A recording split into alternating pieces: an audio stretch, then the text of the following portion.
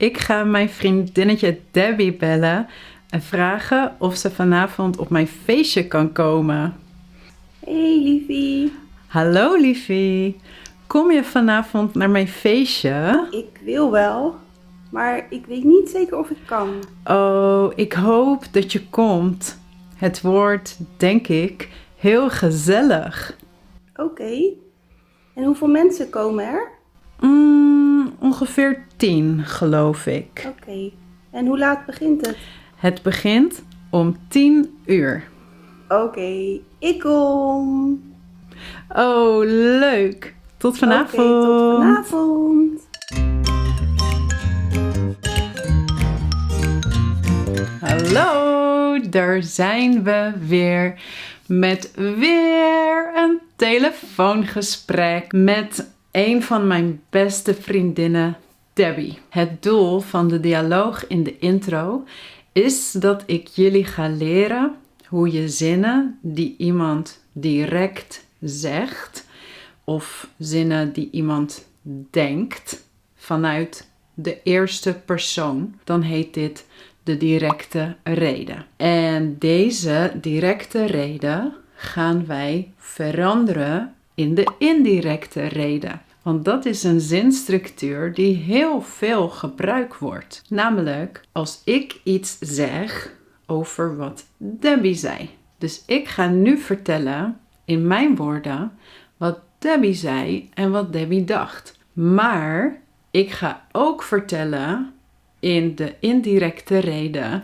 wat ik dan zei en wat ik hoopte en wat ik geloofde. Misschien klinkt het allemaal nog een beetje vaag, maar als ik straks alle voorbeelden laat zien, dan wordt het zeker weten duidelijker. De zinnen in de indirecte reden beginnen eigenlijk altijd met bijvoorbeeld Debbie zei dat, of ik denk dat en ik hoop dat. Dus dit zijn de zinnen die we gaan leren en we gaan kijken dus hoe wij die maken. De indirecte reden staat namelijk in de vorm van een bijzin. Ja, je grootste vriend, de bijzin. Bijzinnen, bijzinnen, bijzinnen, bijzinnen, bijzinnen, bijzinnen. Dus we gaan kijken naar de structuur en naar de werkwoorden die je kunt gebruiken en naar de woorden die je gebruikt om de bijzin in te leiden. Oké, heel veel gepraat. Het is beter dat ik per zin eerst laat zien hoe wij de directe reden veranderen naar de indirecte reden. En daarna gaan we kijken naar de structuur en de werkwoorden en nog iets anders. Ja. De eerste zin was van mij. Hey, kom je vanavond naar mijn feestje? En in de indirecte reden zeg ik dan, ik vraag Debbie of zij naar mijn feestje komt. Zin 2 was van Debbie en zij antwoordde, ik wil wel, maar ik weet niet zeker of ik kan. Ik kan hier een indirecte reden van maken door bijvoorbeeld te zeggen, Debbie zegt dat ze niet zeker weet of ze kan. En dit is een zin waar we straks nog extra aandacht aan gaan besteden. Dan Kim, ik hoop dat je kan. Het wordt, denk ik, heel gezellig. En die kun je veranderen naar, ik denk dat het heel gezellig wordt. Dan vraagt Debbie, hoeveel mensen komen er? En dat kan je dan veranderen in, Debbie vraagt hoeveel mensen er komen. En Kim zegt dan, of ik, ongeveer 10 geloof ik. En dat kan je dan zeggen als, ik geloof dat er ongeveer 10 komen. Daarna vraagt Debbie, hoe laat begint het? Dus de indirecte reden is, Debbie vraagt hoe laat het begint. Ik antwoord, het begint om 10 uur 's avonds. Dus ik antwoord dat het om 10 uur 's avonds begint. En de laatste zin, Debbie zegt, oké, ik kom. Ik beloof het. Dus Debbie belooft dat zij komt. Wat hebben we gezien in al deze zinnen? Ze hebben allemaal dezelfde structuur. Je begint steeds met het subject. Kim of Debbie of ik.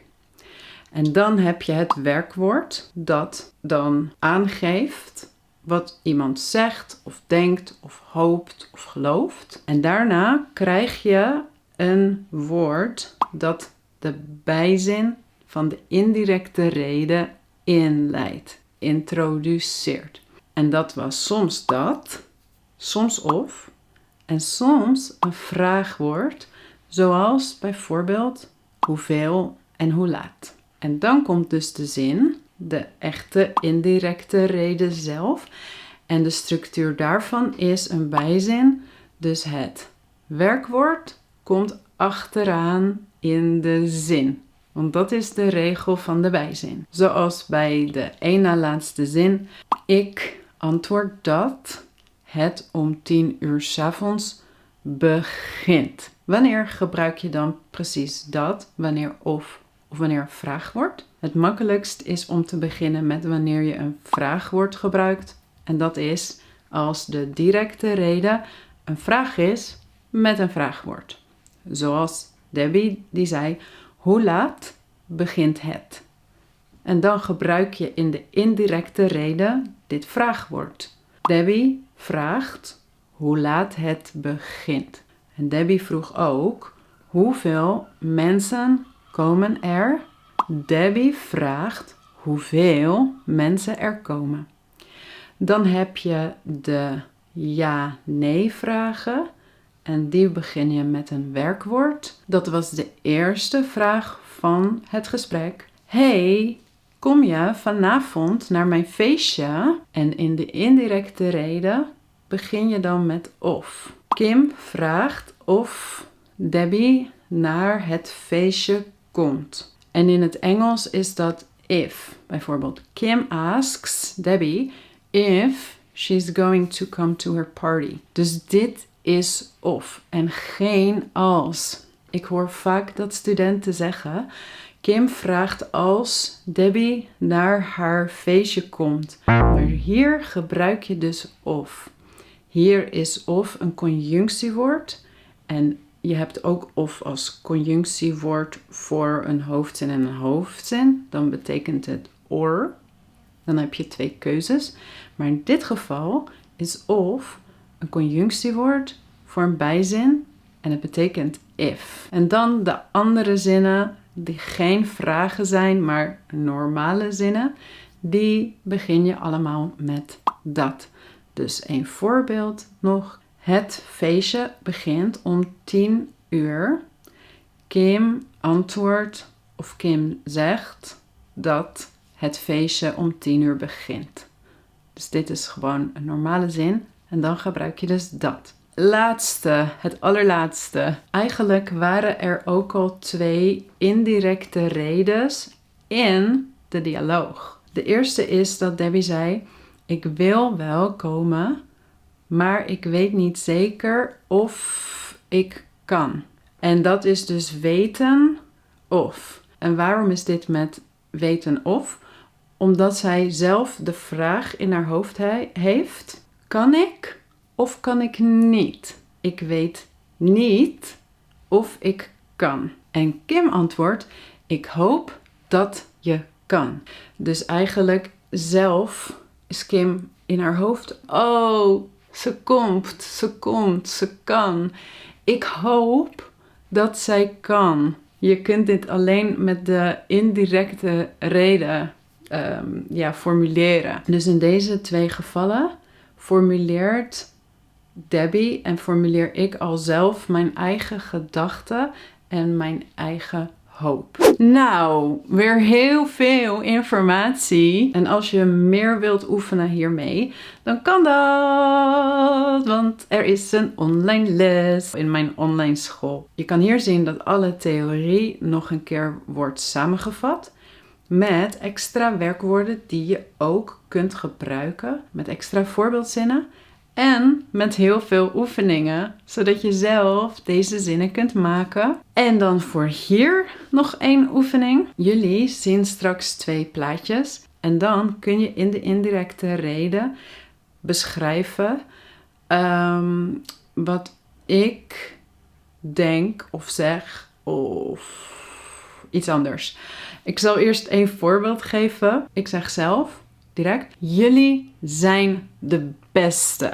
En in de indirecte reden kun je dan dus schrijven: Kim zegt dat wij de beste zijn. Hier zie je 2 foto's. Ik zeg niks. Bzz. Zal ik een appeltaart bakken?